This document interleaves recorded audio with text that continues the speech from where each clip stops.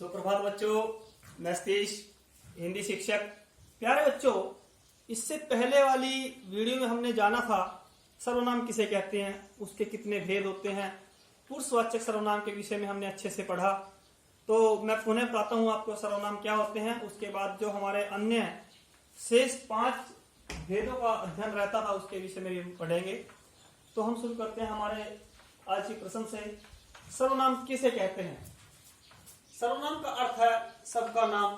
संज्ञा के स्थान पर प्रयुक्त होने वाले शब्दों को सर्वनाम कहते हैं, जैसे मैं, तुम, यह, वह, कोई, कौन, आप, कुछ आदि।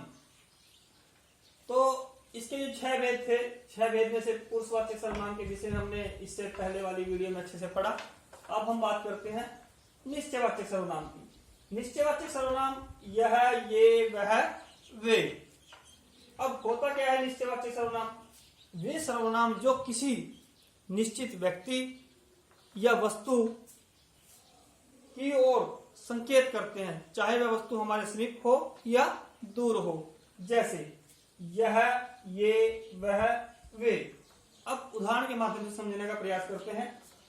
यह पुस्तक रमेश की है। किसकी पुस्तक है? रमेश की। किसी एक निश्चित व्यक्ति की तरफ इशारा करता है कौन सा शब्द? यह। कौन सी पुस्तक? यह पुस्तक। दूसरा उदाहरण, वह सीमा का मकान है। वह मकान, कोई एक निश्चित मकान। किसका मकान है? सीमा का। उसकी तरफ इशारा करता नहीं, यह नहीं, वह मकान। वह मकान किसका है? सीमा का।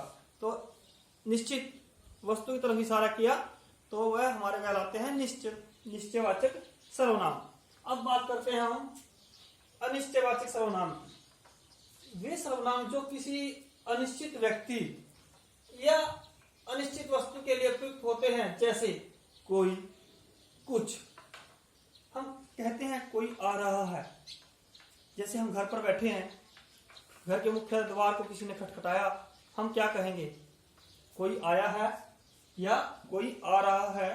या दूसरा उदाहरण, पानी में कुछ पड़ा है। हमें नहीं पता क्या पड़ा है, अनिश्चित है, नहीं जानते उसके विषय में, लेकिन है कुछ।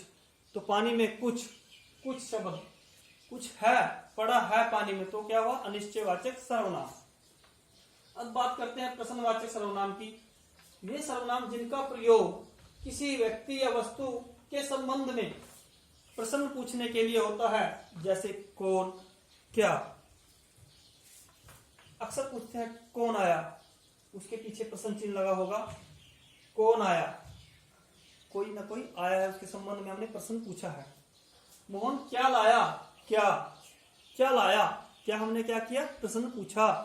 तो मोहन क्या लाया, तो उसके विषय में हमने प्रश्न पूछा कि मोहन क्या लेके आया है। अब बात करते हैं संबंधवाचक सर्वनाम की। वे सर्वनाम जिनका प्रयोग साथ में आए किसी अन्य उपवाक्य में प्रयुक्त संज्ञा या सर्वनाम से संबंध बताने के लिए किया जाता है, जैसे जो वह, जो वे, जो सो। तो इसका उदाहरण के माध्यम से समझने का प्रयास करते हैं। जो मेहनत करेगा वह पास होगा। कौन पास होगा? जो मेहनत करेगा। जो और वह, ये वो शब्द हैं जिन्होंने इस उपवाक्य के अंदर आए उपवाक्यों को आपस में संबंध बताया कि कौन पास होगा? वह पास होगा जो मेहनत करेगा। दूसरा उदाहरण, जो मेहनत करेंगे वे पास होंगे। जो और वे, यह वे शब्द हैं जिनके सहायता से हमें वाक्य में आई वाक्य का आपस में संबंध का पता चलता है। तो ये हमारा होता है संबंधवाचक सर्वनाम। अब बात करते हैं निजवाचक सर्वनाम की। जो सर्वनाम कर्ता के साथ अपनापन या निजत्व बताने के लिए आता है, जैसे आप, खुद या स्वयं। हम कई बार क्या कहते हैं बच्चों? यह कार्य मैं आप ही कर लूंगा। कौन करेगा? मैं आप ही कर लूंगा।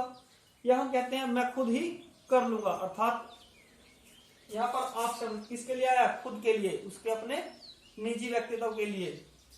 खुद किसके लिए आया? उसके अपने लिए या फिर स्वयं के लिए, खुद के लिए ही खुद शब्द का प्रयोग उसने किया है। तो ये हमारा निजवाचक सर्वनाम।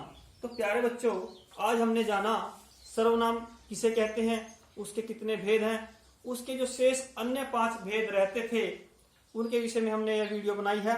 तो आप अच्छे से समझने के लिए इससे पहले वाली वीडियो को और इस वीडियो को भी बड़े ध्यान से देखें और सुने, ताकि अच्छे से आपके सर्वनाम समझ में आए। धन्यवाद।